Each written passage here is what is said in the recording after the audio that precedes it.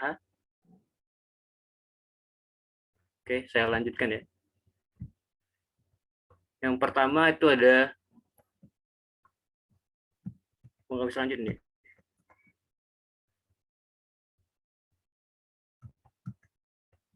Sorry, ada gangguan?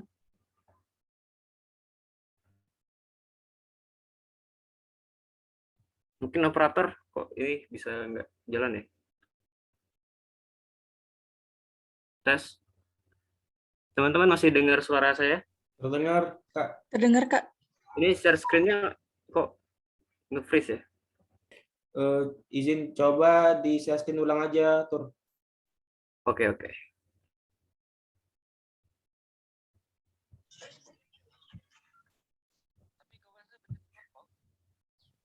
Oke, saya share screen ulang ya.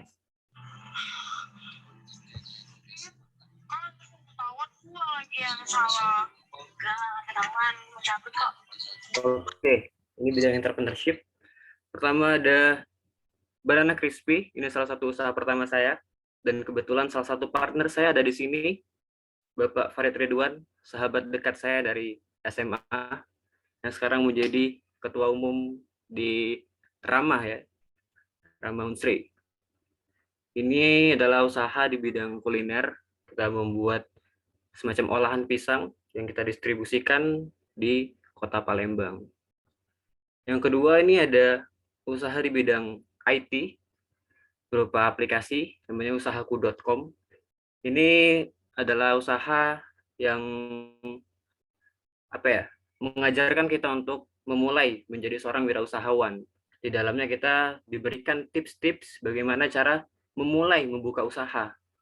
Dan dari apa yang kami lihat dari permasalahan-permasalahan yang terjadi di masyarakat, kenapa sih anak-anak muda atau orang-orang masih sulit untuk menjadi seorang wirausahawan? Nah, dari permasalahan itu kami kerucutkan menjadi sebuah solusi, yaitu aplikasi ini. Selanjutnya ada Fat Films. Fat Films ini adalah suatu produksi video. Karena ketertarikan saya di dunia videografi, saya tertarik untuk membuat bidang usaha di bidang videografi. Dan selanjutnya ada Fatclo ID. Fatclo ID ini adalah clothing brand yang pernah saya buat. Dan tidak hanya brand saya, juga saya ikut dropship. Di situ saya juga jualkan brand-brand dari orang lain. Tapi perlu digarisbawahi ini bukan promosi, hanya sedikit sharing-sharing kegiatan-kegiatan yang sedang saya lakukan belakangan ini. Selanjutnya ini ada kegiatan di dalam dan di luar kampus. Nah, jadi di dalam kampus dan di luar kampus saya ikut beberapa organisasi dan sebagian besar sudah demisioner karena sudah semester 6. Di sini ada beberapa cuplikan-cuplikan, saya menjadi pemateri juga, pernah menjadi membawakan acara juga dalam beberapa kegiatan di kampus maupun di luar kampus. Jadi cukup aktif dalam bidang organisasi, mulai dari organisasi di dalam kampus dan juga di luar kampus. Kalau kalian pernah dengar ada komunitas Digital Palembang, komunitas Content Creator Palembang, komunitas Film Grow Production, dan UKM Warta Politeknik Negeri Sriwijaya yang bergerak di bidang pers. Jadi inilah beberapa kegiatan yang sedang saya lakukan belakangan ini, yang mungkin bisa sedikit menjadi pengenalan awal teman-teman untuk lebih dekat terhadap si pemateri. Gitu. Kita lanjut kepada topik pembahasan kita pada hari ini, milenial versus mager. Tips jitu menjadi produktif di usia muda. Saya sengaja mengambil gambar di bawah itu salah satu titik di mana saya sedang pusing-pusingnya memecahkan suatu permasalahan dalam usaha yang pernah saya buat, yaitu usahaku.com, salah satu bidang yang sebenarnya jauh dari background saya. Saya dari jurusan teknik mesin, sedangkan usahaku.com itu orientasinya pada dunia IT, dunia coding. Sama sekali bukan bidang saya. Di situ saya mencoba untuk diskusi, berkomunikasi dengan teman-teman saya untuk menghasilkan solusi yang terbaik. Nah, kalau kita lihat dari judul, tips jitu menjadi produktif. Kata yang paling kapital di situ adalah produktif. Gitu. Apa sih itu produktif? Nah, apa itu produktif? Sebagian besar Masyarakat menganggap bahwa produktif adalah runtutan kegiatan yang dilakukan dalam upaya mengisi kekosongan.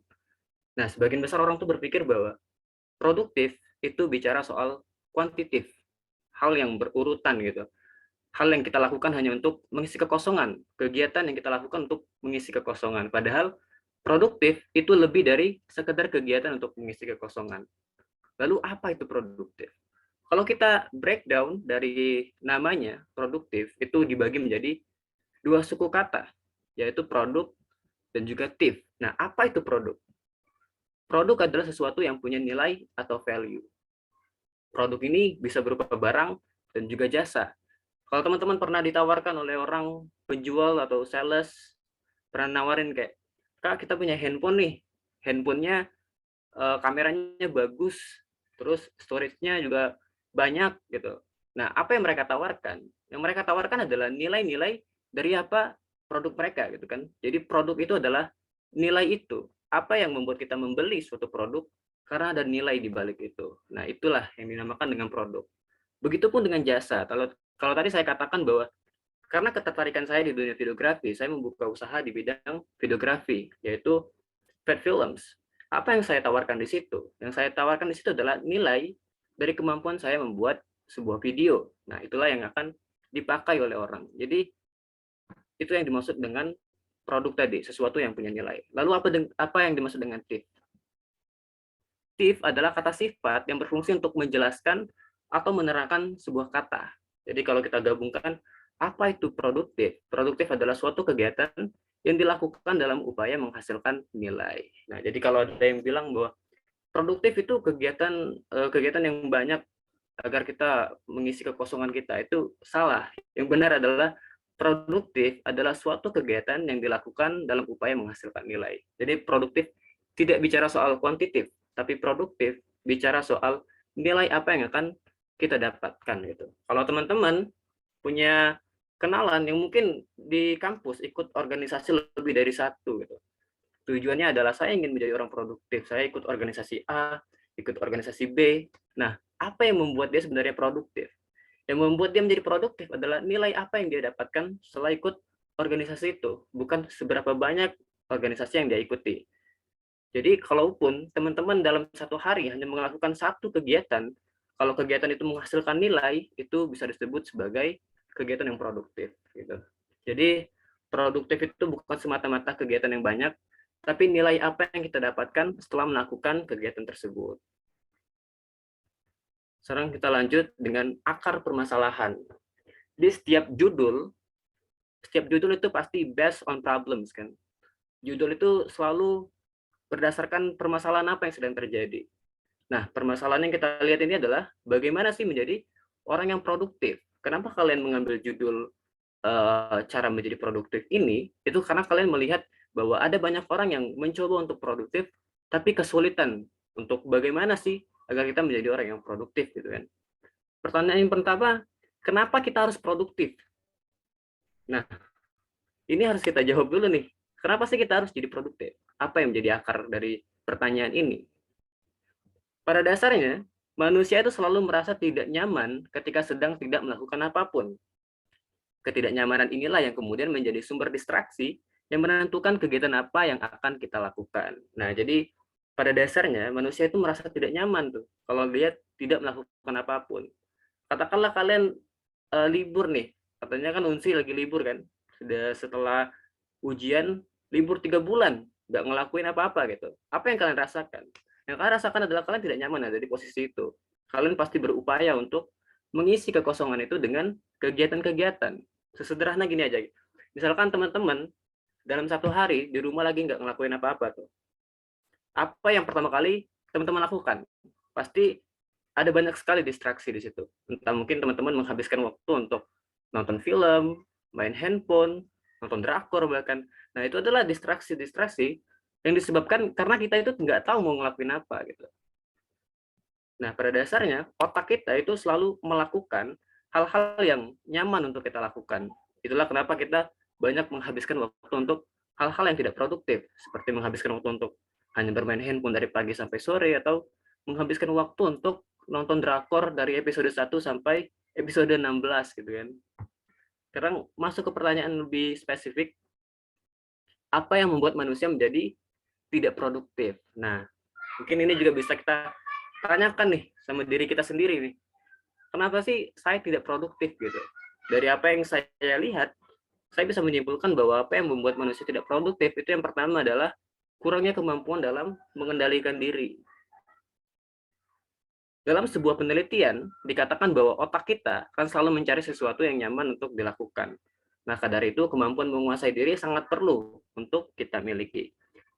Nah, jadi salah satu hal yang membuat kita sulit untuk produktif adalah kita sulit untuk mengendalikan diri kita. Kita sulit untuk menghentikan kebiasaan kita untuk berhenti main handphone misalkan. Kita kesulitan untuk menghentikan diri kita untuk stop nonton drakor misalkan. Nah, hal itu perlu untuk kita telusuri. Kenapa sih saya sulit mengendalikan diri saya? Salah satu hal yang pernah saya pikirkan, rumus dalam mengendalikan diri adalah batasi sifat perasa, lampaui cara berpikir. Jadi biasakan dalam membuat keputusan, kita itu harus memikirkan dulu dengan matang. Apakah ini hal yang produktif, apakah ini hal yang berdampak baik, atau tidak terhadap diri kita. Jadi dalam sebuah penelitian juga pernah disebutkan ya, kalau kita dalam hidup per hari itu bisa menghasilkan 2.000 keputusan itu. Per hari kita memproduksi 2.000 keputusan. Keputusan-keputusan inilah yang menjadi akar apakah kita menjadi orang yang produktif atau tidak produktif gitu. Sesederhana gini aja kita. Dari bangun ya, dari bangun pertama kali kita bangun, kita itu sudah membuat keputusan tuh. Ini saya mau lanjut tidur atau lanjut untuk bangun gitu. Itu kan sudah keputusan. Misalkan katakanlah teman-teman mengambil keputusan, nantilah tunggu dibangunin mama misalkan. Jadi lanjut tidur lagi. Itu keputusan yang pertama. Setelah kalian tidur lagi, ada orang tua kalian bangunin. Di situ kalian membuat keputusan lagi. Ini mau bangun atau pura-pura nggak dengar gitu kan. Nah, itu adalah keputusan-keputusan. Hidup ini adalah rangkaian keputusan. Adapun hasil yang kita dapatkan itu adalah bagaimana cara kita membuat suatu keputusan tadi. Itulah tadi saya katakan rumus agar kita mampu mengendalikan diri adalah batasi sifat perasa, lampaui cara berpikir. Jadi setiap keputusan itu wajib untuk selalu difikirkan. Apakah ini keputusan yang baik atau ini keputusan yang buruk. Jadi rangkaian keputusan yang kita buat per hari itu tidak menjadi keputusan yang sia-sia gitu kan. Terus yang kedua apa? Yang kedua, tidak punya tujuan. Salah satu penyebab kenapa kita sulit untuk menjadi orang yang produktif adalah karena kita tidak punya tujuan. Katakanlah kalian ingin punya kemampuan public speaking atau kemampuan entrepreneurship atau keinginan kalian untuk punya banyak relasi. Salah satu cara yang kalian lakukan adalah kalian masuk organisasi gitu. Nah, karena tujuan kalian belum jelas, kalian bingung nih ikut organisasi yang apa gitu. Dan bagaimana cara kalian berkontribusi dalam organisasi itu misalkan. Nah, kalau kita lihat di sini, kegiatan yang produktif selalu berorientasi pada tujuan, sehingga apa yang kita lakukan dan apa yang kita inginkan bisa saling berkorelasi, membentuk sistem kegiatan yang efektif. Katakanlah misalkan gini, kalian ingin melakukan suatu perjalanan nih, dan kalian tidak punya tujuan gitu, perjalanan ini akan bermuara kemana, gitu. Akan berakhir di mana perjalanan ini. Faktanya, setelah kalian melakukan itu, kalian ingin berjalan tapi tidak punya tujuan, alhasil yang kalian lakukan adalah nol. Kalian tidak akan produktif. Karena kalian tidak tahu di mana muara akhir kalian menghentikan perjalanan itu. Beda halnya kalau misalkan kalian membuat tujuan terlebih dahulu. Katakanlah kalian ingin melakukan perjalanan. Tujuannya adalah kota Jogja misalkan. Nah, dari tujuan itu, kalian akan merumuskan hal yang paling efektif untuk kita sampai ke kota Jogja. Katakanlah misalkan, berarti kalau tujuannya ke Jogja, hal pertama yang kita lakukan adalah kita harus memesan tiket. Tiket apa nih? Apakah itu tiket pesawat, apakah itu tiket kereta, apakah itu tiket bus. Nah, itu kan adalah sistem yang kita buat sehingga kita mampu mencapai tujuan itu. Nah, terus kita pikirkan lagi, kira-kira kita akan berangkat dari jam berapa? Terus bagaimana estimasi waktunya gitu kan? Nah, kalau kita tidak punya tujuan tadi, kita tidak akan bisa meruncutkan hal itu menjadi hal yang efektif. Karena itulah kita sulit untuk menjadi orang yang produktif. Sama halnya kalau kita masukkan ke dalam permasalahan kita, kenapa kita sulit menjadi orang yang produktif? Karena kita tidak punya tujuan. Tujuan kita untuk produktif di suatu tempat itu apa gitu. Sehingga kita tahu hal-hal apa saja yang harus kita lakukan. Nah, setelah itu multitasking. Nah, ini multitasking ini juga masuk kepada orang-orang yang tadi saya katakan ikut banyak organisasi, tapi belum punya tujuan dari kenapa dia mengikuti itu. Nah, setiap tugas punya tujuan dan tuntutan yang berbeda. Setiap kali berganti tugas, otak akan beradaptasi, pikiran pun harus menyesuaikan tuntutan tugas tersebut. Yang pada akhirnya, ketika setiap kali berganti tugas, otak kita membutuhkan waktu yang lebih lama karena harus selalu beradaptasi, sehingga memungkinkan tujuan yang ingin dicapai tidak maksimal. Nah, kita punya kebiasaan untuk multitasking. Multitasking ini dalam artian kita terbiasa untuk menerima hal-hal yang tidak berorientasi kepada tujuan yang ingin kita capai. Nah, kalau saya pribadi ya, dari banyaknya kegiatan yang saya lakukan tadi, satu hal yang menurut saya perlu untuk kita miliki adalah kemampuan untuk menolak. Katakanlah kalian dapat job nih, mungkin ada di sini yang pinter nge-MC ya, dapat job nge-MC, terus di sisi lain juga kalian seorang mahasiswa. Keduanya ini punya tugasnya masing-masing nih, di antara kalian menjadi mahasiswa dan juga nge-MC. Secara tidak langsung kegiatannya ini bertabrakan. Jadi sehingga kalian harus multitasking melakukannya. Nah, dari kedua hal ini, kalian itu diharuskan untuk berpikir dua arah terhadap dua hal yang berbeda. Dua hal yang berbeda itu sudah pasti tujuan dan tuntutannya juga akan berbeda. Ini yang membuat kita harus selalu beradaptasi dari setiap kegiatan yang membuat kita jadi sulit untuk maksimal di salah satu kegiatan. Nah, jadi hal yang penting kita miliki adalah kita harus punya keberanian untuk menolak gitu. Ketika kita merasa bahwa oh kalau aku nerima si B, aku nggak akan bisa maksimal di A. Atau kalau aku menerima si A, aku nggak akan bisa maksimal di B.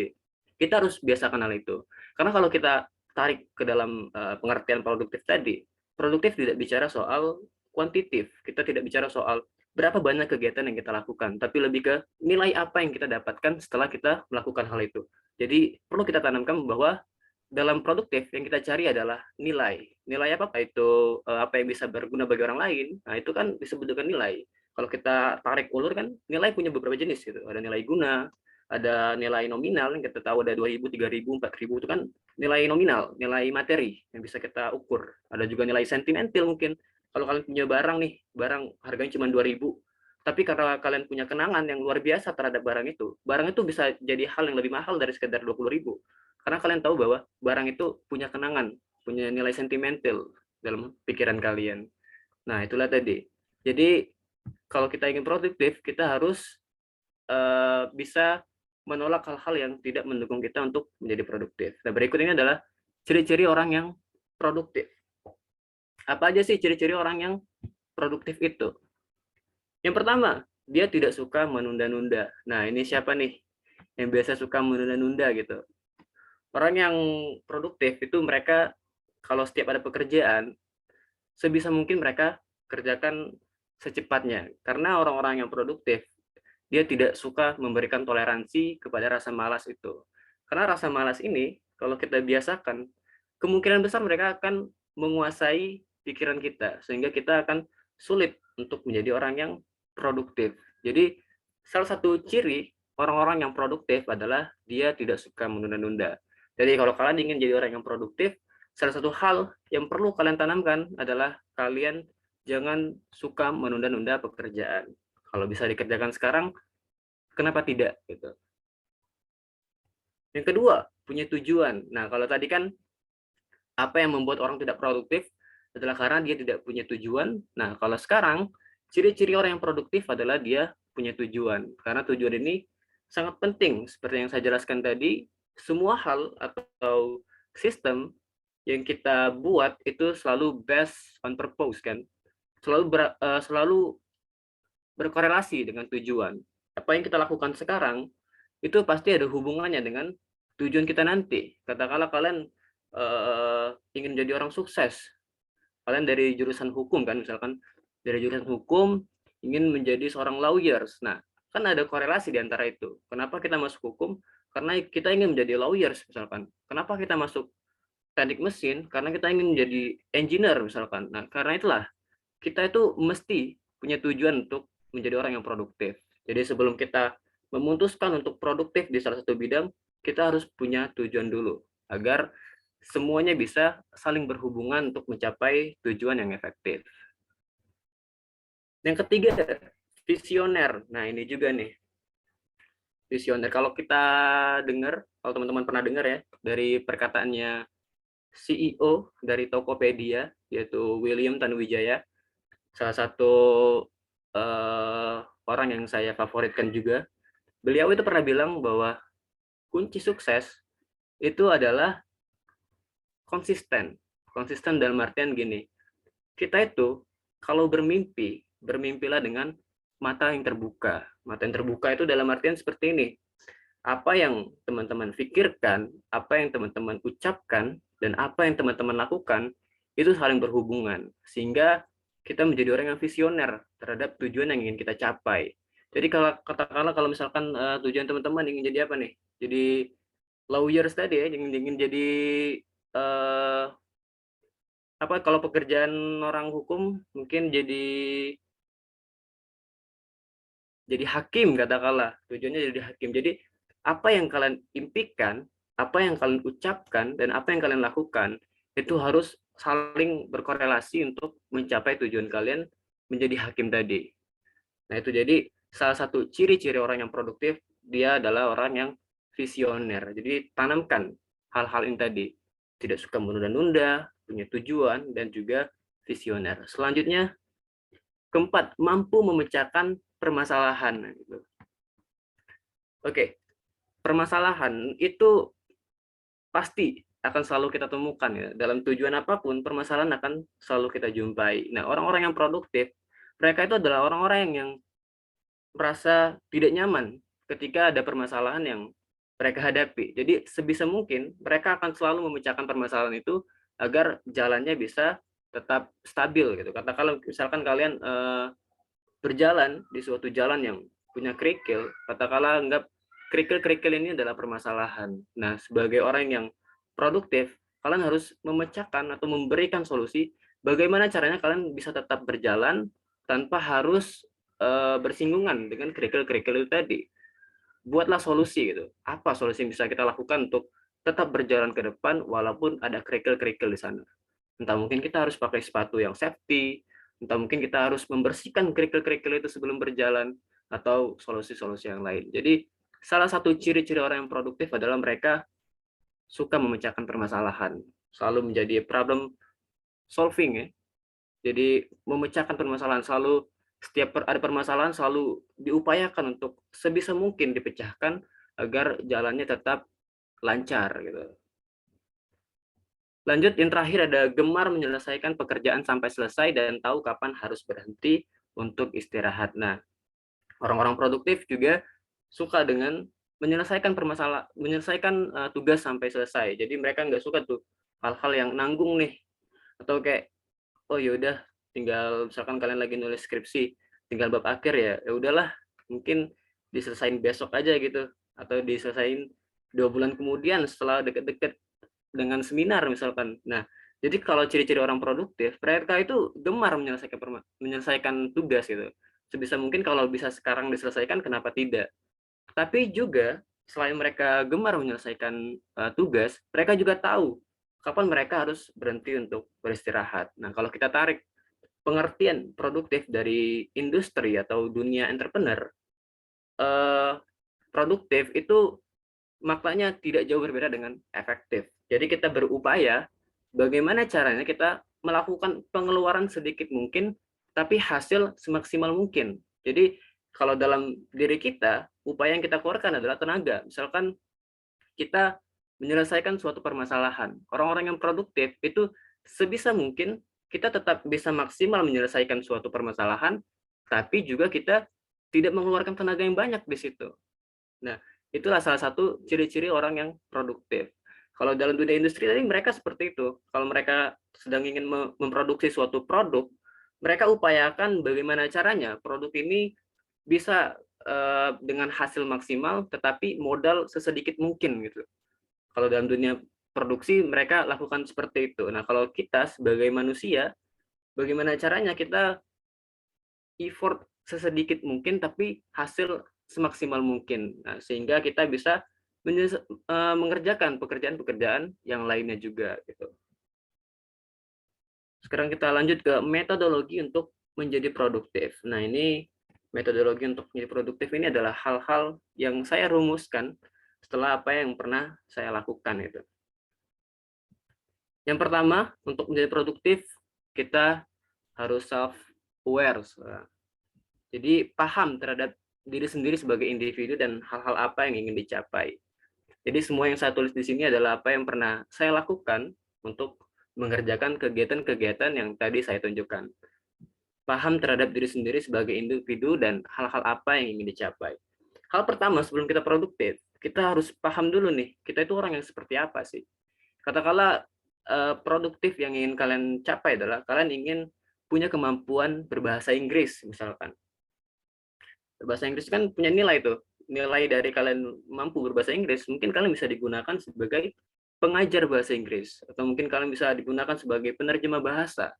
Nah, jadi nilai-nilai itulah yang membuat kalian menjadi orang yang produktif. Nah, yang pertama, kalian harus paham dulu terhadap diri kalian sendiri sebagai individu dan hal-hal apa yang ingin kalian capai. Dalam artian, kalian itu harus paham dulu nih, aku itu orang yang seperti apa sih?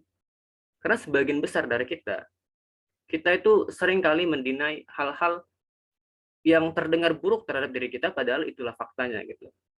Contoh kecilnya misalkan kita dalam suatu kelas, kita merasa bahwa teman kita yang ranking 1 itu sebenarnya nggak sepintar kita loh, tapi kok mereka bisa ya dapat ranking gitu. Kenapa sih mereka bisa ngelakuin itu? Kita tuh harus sadar dulu nih, ini yang benar apakah memang mereka yang pintar atau saya yang kurang gitu kan. Nah, kita terbiasa untuk mendina itu, seakan-akan kayak mereka nggak sepintar itu loh.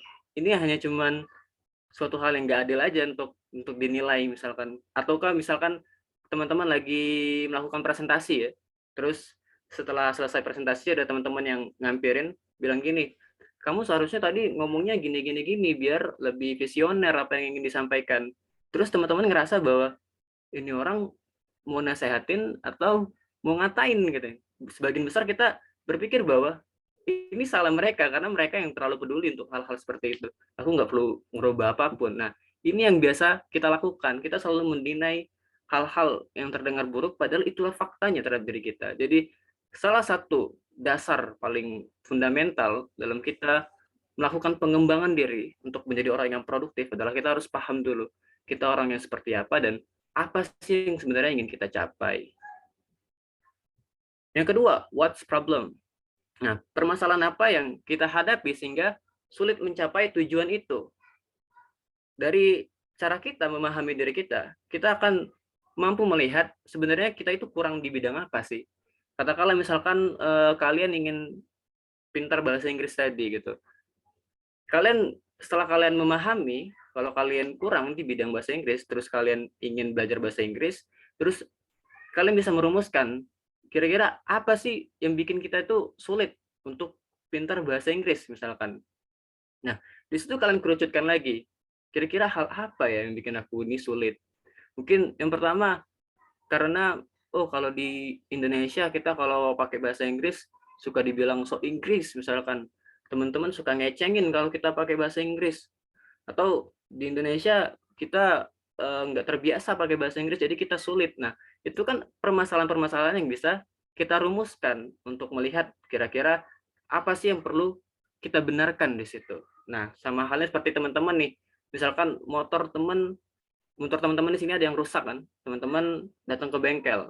Hal pertama yang orang-orang mekanik itu lakukan adalah mereka melihat apa sih permasalahan dari motor ini sehingga dikatakan rusak. Nah, itu sama halnya seperti kita melihat diri kita sendiri. Ketika kita ingin berbenah sesuatu, kita harus tahu dulu apa yang jadi permasalahan sehingga kita sulit untuk mencapai tujuan itu. Lalu, solving the problem. Nah, pecahkan permasalahan tersebut dari skala kemungkinan terkecil hingga yang terbesar sehingga menjadi solusi yang paling mungkin untuk dilakukan. Nah, setelah kita tahu permasalahannya apa, kita selesaikan permasalahan tersebut. Seperti itulah orang-orang yang sakit, yang datang ke dokter, mereka juga akan ditanya seperti itu. "Kamu sakit?" Pertama kali yang dilakukan dokter itu adalah menganalisa, "Kamu ini sakit apa?" Gitu. Setelah tahu sakitnya, dia akan menyelesaikan permasalahan tersebut. Entah dia kasih obat, entah dia, mungkin harus melakukan operasi dan lain-lain. Seperti itu juga dalam diri kita. Katakanlah misalkan kita buat runtutan belajar bahasa Inggris tadi kan, setelah kita paham kita kurang bahasa Inggris, apa yang menjadi permasalahan tersebut, terus kita selesaikan. Dari permasalahan tadi misalkan tadi kita katakan bahwa kesulitan kita berbahasa Inggris adalah karena di Indonesia kalau kita pakai bahasa Inggris, kita dibilang kebarat-baratan, so Inggris, si paling Inggris, atau kesulitan kita karena kita tidak punya teman-teman yang pandai bahasa Inggris. Nah, kita selesaikan permasalahan itu. Kalau permasalahan seperti itu, kira-kira solusi apa sih yang bisa kita lakukan untuk menyelesaikan permasalahan itu? Nah, katakanlah misalkan, oh permasalahannya seperti itu. Jadi apa sih yang membuat permasalahan tadi bisa diselesaikan? Yang pertama mungkin karena kita tidak bisa bertemu orang yang pandai berbahasa Inggris, mungkin di Indonesia kita bisa ikut kursus bahasa Inggris, atau mungkin kita mencari teman-teman yang punya kemampuan berbahasa Inggris, atau mungkin yang paling mudah kita bisa nonton YouTube yang berbahasa Inggris, belajar bahasa Inggris dari YouTube, terus kita terapkan itu di rumah. Nah, ini kan runtutan-runtutan dari jawaban apa yang menjadi masalah bagi teman-teman tadi. Kalian kesulitan berbahasa Inggris, permasalahannya adalah karena kalian sulit bertemu orang-orang yang bisa bahasa Inggris, terus dicengin. Nah, mungkin solusi-solusi tadi bisa menjadi opsi yang bisa kalian lakukan untuk menyelesaikan permasalahan tadi. Katakanlah mungkin yang paling mungkin untuk kalian lakukan adalah, oh mungkin aku bisa belajar bahasa Inggris dari YouTube. Karena kalau dari YouTube kita nggak perlu bayar orang buat ngajarin, nggak perlu ongkos untuk pergi, jadi mudah di situ. Caranya kita belajar dari YouTube dan terapkan itu dalam kehidupan sehari-hari. Nah, itu kan suatu runtutan bagaimana caranya kita menyelesaikan suatu permasalahan. Setelah kita dapat solusinya, apa yang perlu kita lakukan? To-do list. Nah, buat kerangka kegiatan yang saling berkorelasi dalam mencapai tujuan itu. Jadi, setelah kita sadar diri kita kekurangan apa yang jadi permasalahannya, terus kita selesaikan permasalahan itu, kita buat kerangka untuk mencapai itu. Kalau dalam teknik mesin ya, kita ada namanya MK drawing mesin. Jadi drawing mesin itu ada namanya kita mengassembly setiap bagian agar menjadi kerangka yang utuh. Nah, to-do list itu kurang lebih seperti itu. Kita buat kerangka-kerangka yang kemudian kita assembly agar kita mampu menjadikan itu sebagai sistem yang mempermudah kita dalam mencapai tujuan yang ingin kita tuju gitu. Nah, buat to-do list ini juga sudah banyak ya sebenarnya orang yang sering bahas tentang to-do list, bahkan pernah dituliskan dalam suatu buku yang saya pernah dengar, The Checklist Manifesto oleh Atul Gawande. Dia menceritakan tentang bagaimana dampak besar dari menceklis suatu kegiatan agar membuat kita menjadi orang yang produktif gitu. Mungkin dari kerangka-kerangka tadi teman-teman bisa menyusun kan, dari permasalahan apa, terus solusinya seperti apa, kalian susun menjadi suatu daftar yang bisa kalian lakukan setiap hari. Misalkan setiap hari atau khususnya hari Sabtu, misalkan di hari Sabtu di jam sekian teman-teman dari jam 6 sampai jam 8 khusus untuk membaca atau menonton video-video yang berbahasa Inggris. Terus dari jam 8 sampai jam 10 teman-teman buat daftar kalau itu diharuskan kalian itu apa ya, menerapkan apa yang kalian tonton tadi. Nah, jadi dibuatkan jadwal. Jadi setiap hari Sabtu teman-teman akan mengulang kegiatan yang sama. Karena ini akan berhubungan dengan step selanjutnya yaitu build new habit. Jadikan itu sebagai kebiasaan baru gitu. Jadi menurut salah satu penelitian ya, idealnya rata-rata orang itu membutuhkan waktu sampai 30 hari untuk membentuk kebiasaan baru. Jadi kalau misalkan teman-teman ingin punya kebiasaan baru yang bagus atau kebiasaan baru yang produktif, coba teman-teman buat dulu list atau jadwal kapan teman-teman melakukan itu, terus jadikan itu kebiasaan baru, minimal teman-teman melakukannya selama 30 hari, agar itu menjadi hal yang kebiasaan ke depannya gitu. Jadi teman-teman nggak perlu repot-repot lagi buat ngebiasain kebiasaan baru itu, karena sudah melekat. Jadi hal yang sudah kalian lakukan, menurut penelitian itu 30 hari kalau kalian lakukan secara kontinu, itu kemungkinan besar akan menjadi kebiasaan. Nah, inilah tadi metodologi untuk menjadi produktif. Yang pertama kita harus paham, terus kita harus analisa permasalahannya, terus juga kita harus pecahkan permasalahannya apa, lalu kita buatkan jadwal untuk melakukan solusi-solusi yang dari permasalahan tadi, lalu jadikan itu sebagai kebiasaan baru. Nah, metodologi ini bisa kita pakai untuk produktivitas apapun. Entah itu teman-teman mungkin pengen bisa pintar bikin video, atau teman-teman pengen pintar public speaking, teman-teman pengen pintar menjadi pengusaha, template ini bisa kalian gunakan gitu. Mulai dari bagaimana teman-teman mengenali diri sampai itu menjadi kebiasaan bagi teman-teman. Jadi intinya adalah produktivitas itu orientasinya pada nilai. Jadi teman-teman nggak perlu repot-repot untuk menyusun banyak kegiatan. Satu kegiatan saja, kalau itu punya nilai, teman-teman sudah bisa dikatakan sebagai orang yang produktif. Oke, mungkin sekian saja materi yang bisa saya sampaikan. Mungkin dilanjut oleh moderator. Terima kasih. Baik, terima kasih Kak Muhammad Fatur Rahman dengan materi yang luar biasa. Saya mau ngecekin peserta dulu nih. Ayo yang masih berada di Zoom untuk raise hand semuanya sekarang. 1, 2, 3.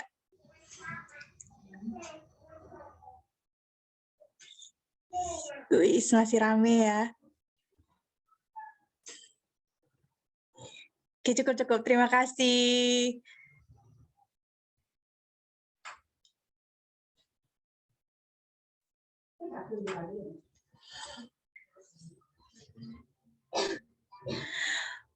Setelah penyampaian materi, masuk ke acara sesi tanya jawab. Bagi peserta yang ingin bertanya, bisa langsung raise hand atau mengaktifkan fitur mikrofonnya. Dipersilahkan.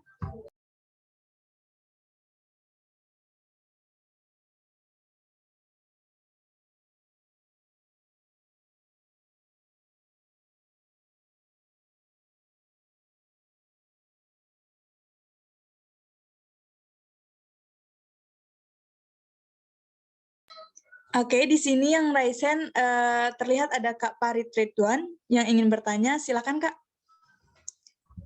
Baik, sebelumnya Masya Allah luar biasa sekali pemateri dari Kak Fatur yang sangat menambah wawasan kita semua, Kak. Oke, Fatur, kan misalnya gini, kita kan di dalam organisasi gitu kan harus dalam satu pemikiran yang sama gitu ya, biar kita bisa berjalan lagi gitu.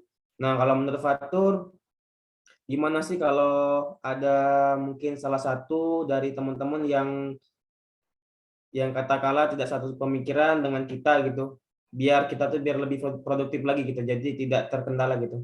Makasih, Fatur.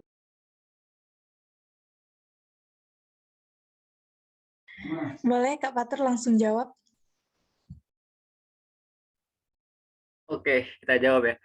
Mungkin ini pertanyaannya agak lebih ke sistem organize. Kalau kita lihat dari kata organisasi, organisasi itu basicnya adalah kemampuan kita mengorganize organ-organ agar dia bekerja sesuai dengan tujuan. Pertanyaan Farid tadi mungkin lebih ke bagaimana cara kita mengatur orang yang mungkin tidak sepemikiran dengan kita kan, agar kita tetap produktif gitu ya. Jadi kalau untuk ini, tadi saya sampaikan bahwa salah satu cara untuk menjadi produktif adalah kita harus menjadi problem solving. Kita harus mampu menyelesaikan suatu permasalahan. Katakanlah misalkan dalam suatu organisasi ada orang yang tidak sepemikiran dengan kita carikan solusi bagaimana caranya permasalahan ini tidak mengganggu kegiatan kita ke depan. Seperti yang tadi saya analogikakan, ibarat kita berjalan di suatu jalan yang penuh kerikil, agar kita tetap mampu berjalan dengan baik ke depan, kita harus memikirkan solusi bagaimana caranya agar kita tidak bersinggungan dengan kerikil-kerikil itu tadi. Nah, itulah tadi misalkan dalam suatu organisasi, kita melihat ada orang yang tidak sepemikiran dengan kita, sehingga apa yang ingin kita capai sangat sulit atau jadi tidak produktif, kita harus selesaikan dulu permasalahan di situ. Mungkin bisa kita ajak diskusi, atau kita kumpulkan orang-orang yang berhubungan dengan mereka, terus kita berbagi cara sudut pandang agar kita menemukan nih titik tengahnya itu ada di mana gitu. Apa sih yang bikin dia tidak sepemikiran? Pemikiran yang seperti apa yang dia miliki? Bahkan mungkin pemikiran yang dia miliki mampu membuat ini menjadi lebih baik. Bahkan mungkin itu ide yang lebih baik daripada yang sudah kita buat sebelumnya. Jadi tidak ada salahnya dari hal tersebut selagi kita mampu menyelesaikan permasalahannya. Jadi intinya adalah ketika permasalahan itu timbul, secepat mungkin kita selesaikan permasalahan itu, apalagi di organisasi, hal yang paling mungkin untuk kita lakukan adalah kita bahas itu sama-sama gitu. Kita diskusikan, kita manfaatkan sumber daya manusia yang ada di situ. Mungkin itu sih. Terima kasih. Baik, terima kasih Kak Fatur Rahman atas jawaban yang luar biasa. Gimana Kak Farid, apakah sudah jelas atau ada yang ingin ditanyakan lagi? Sudah jelas, terima kasih. Fatur, terima kasih MC. Terima kasih. Di sini terlihat ada Saudari Destanti Dwi Sartika ingin bertanya. Silakan Des. Izin Kak, gimana sih cara biar tetap konsisten produktif? Karena kadang Des sudah bikin to-do list nih, nyusun skala prioritas yang mana bakalan dikerjain duluan. Tapi itu semangatnya di awal-awal aja Kak. Nah, motivasi apa sih yang bikin Kak Fatur tetap konsisten gitu, minimal bisa mempertahankan produktivitas itu Kak? Terima kasih.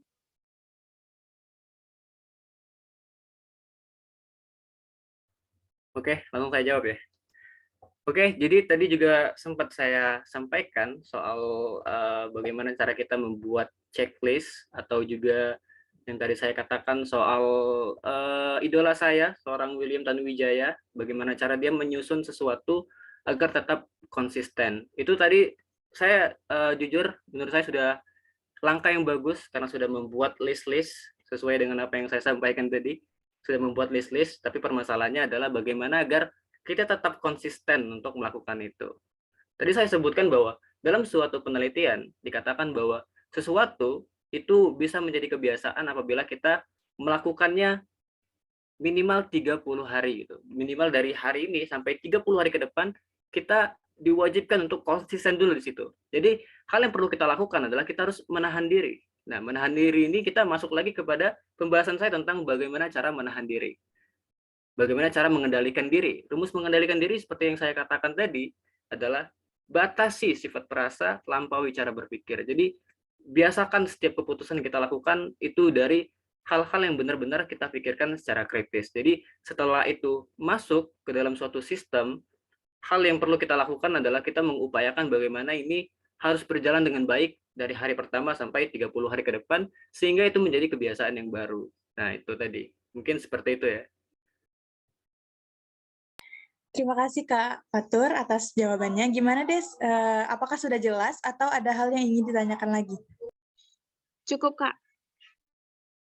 Berhubung masih ada waktu sesi tanya jawab, bagi peserta yang ingin bertanya, silakan raise hand, karena ada door prize yang menunggu nih bagi peserta yang aktif. Di sini terlihat ada Kak Feli yang raise hand. Silakan Kak. Oke, permisi. Dalam solving the problem, masalah apa yang paling sulit untuk dipecahkan dalam pengalaman Kakak Fatur yang pernah Kakak alamin, dan cara penyelesaiannya itu bagaimana? Terima kasih. Oke, tadi itu pertanyaan yang bagus. Saya pernah tadi di slide ketiga ya kalau nggak salah. Tadi saya katakan tentang suatu foto. Kenapa saya menaruh foto itu?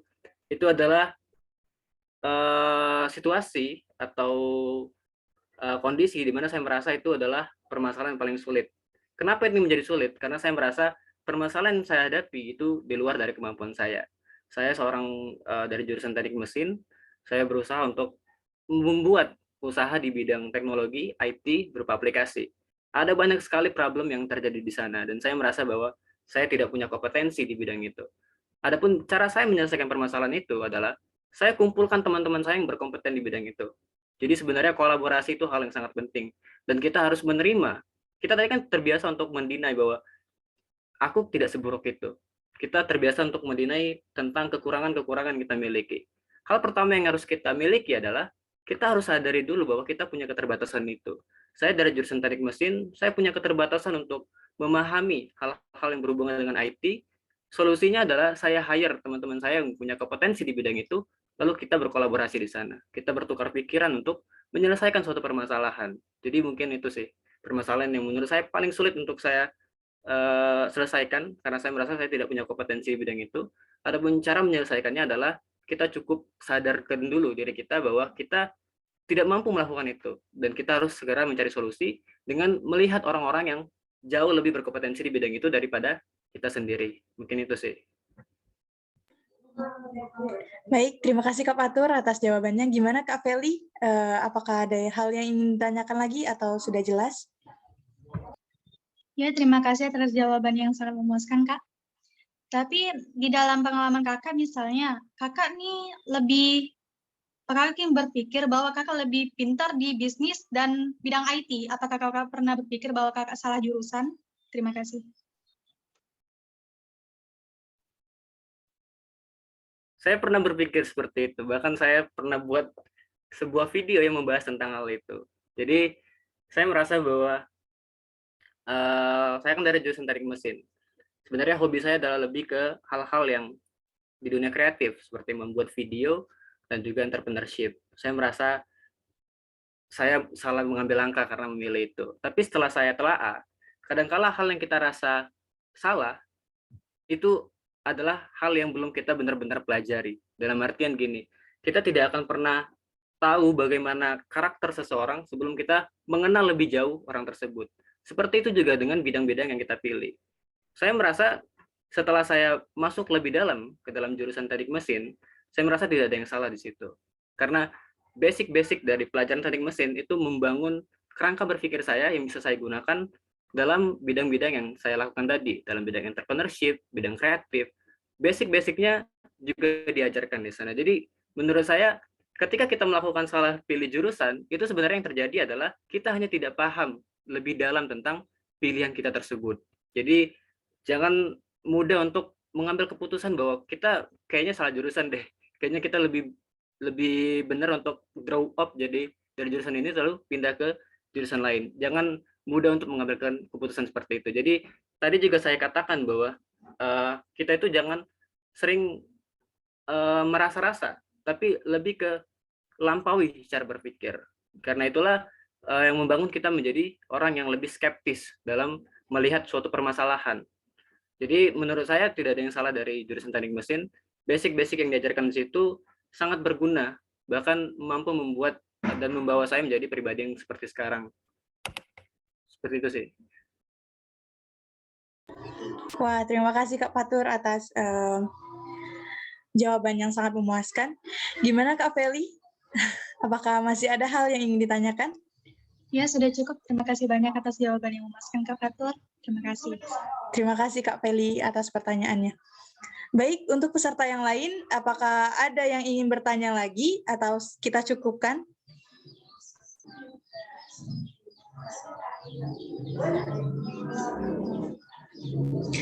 Oke, baik.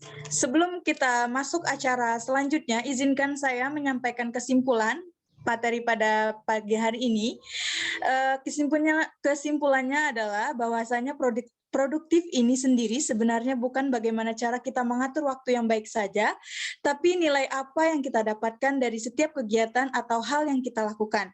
Orang yang produktif juga tidak suka menunda-nunda waktu, sehingga ketika ada kegiatan atau hal yang ingin dilakukan, maka akan langsung dikerjakan sehingga selesai. Orang-orang yang produktif ini juga biasanya mampu memecahkan masalah dan suka sekali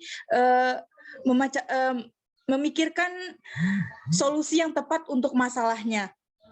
Kemudian untuk menjadi produktif, kita tentunya harus memahami terlebih dahulu mengenai diri sendiri dan apa tujuan kita agar nanti dalam menjalankan kegiatan dapat terjalan dengan baik. Produktif ini merupakan hal yang paling penting yang harus kita miliki sebab untuk meningkatkan potensi dalam diri harus ada pergerakan dan manajemen waktu yang baik. Salah satu cara untuk produktif kita bisa membuat list-list rencana agar kita lebih ingat dan semangat dalam produktif. Mungkin itu saja. Baik, kita langsung masuk ke acara selanjutnya, yaitu penyerahan sertifikat kepada narasumber yang akan diserahkan secara simbolik oleh Kak Farid Ridwan. Kepada Kak Farid Ridwan, operator dipersilahkan.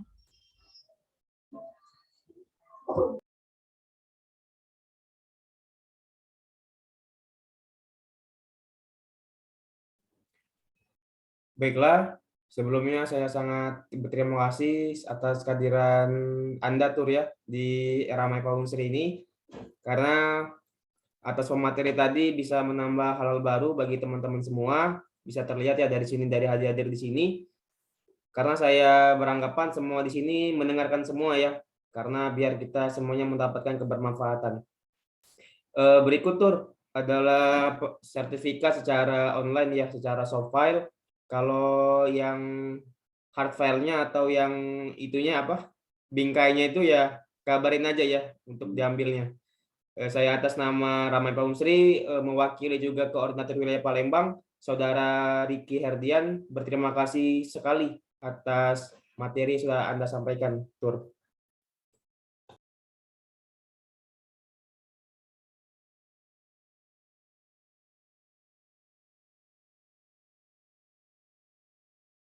Jangan lupa didokumentasi dulu, operator.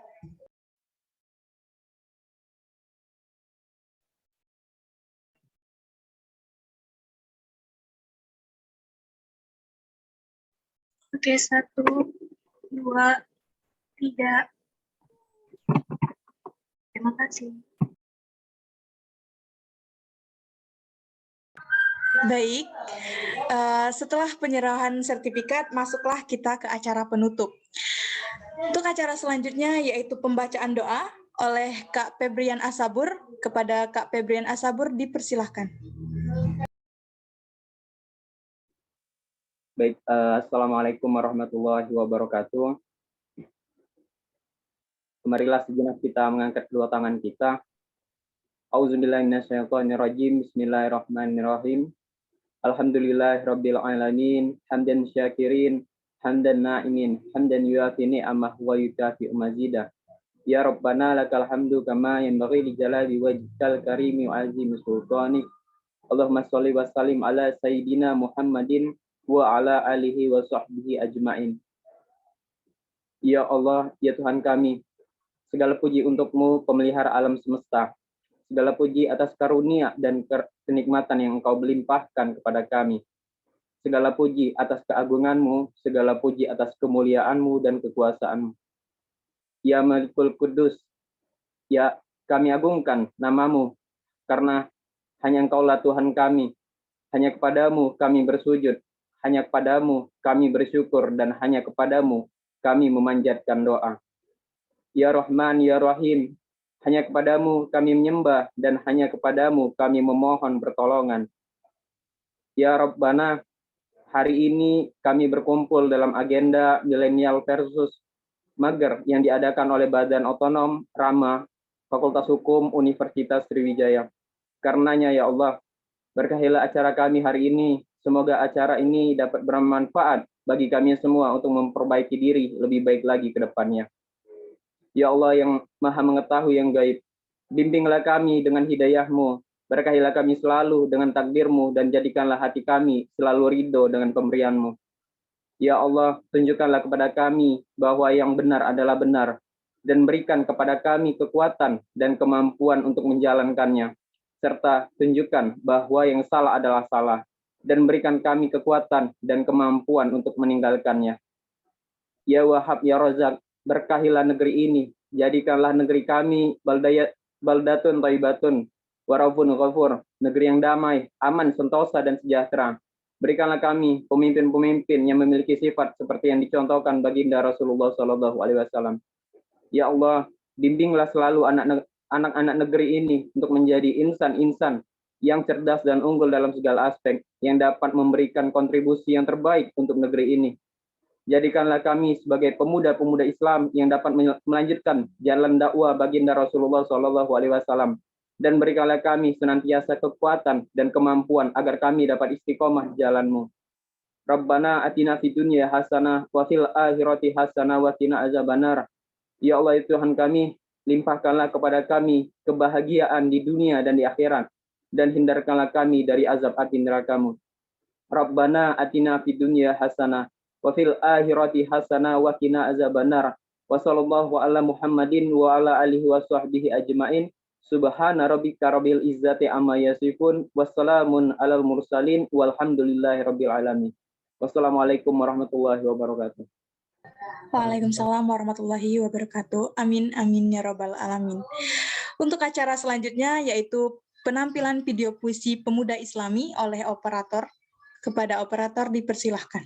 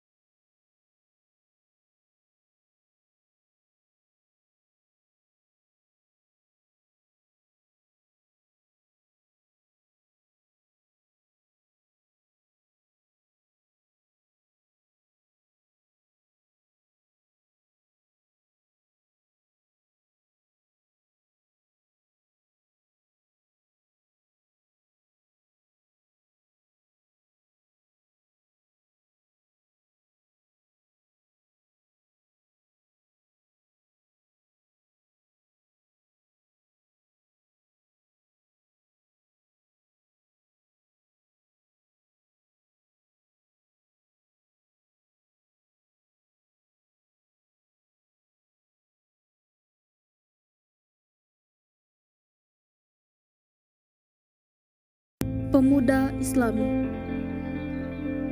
Kita adalah tunas yang tumbuh tak diminta, hamba yang diciptakan dari setetes air hina. Kita tumbuh dengan teguh.